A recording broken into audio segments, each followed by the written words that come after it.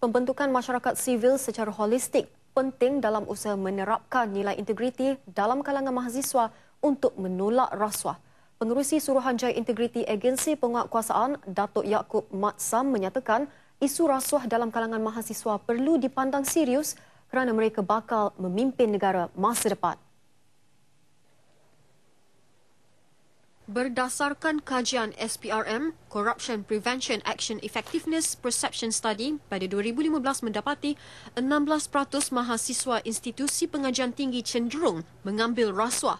Walaupun dikatakan 16% itu jika diambil secara keseluruhan adalah tidak begitu besar jumlahnya, tetapi jika perbuatan pelakon rasuah ini menular kemudiannya, ia akan mendatangkan satu masalah yang besar kepada negara kita, kepada pembangunan masyarakat dan juga pembangunan negara kita. Datuk Yaakob menyatakan demikian selepas menjadi tetamu dalam program Temu Bual di Nasional FM.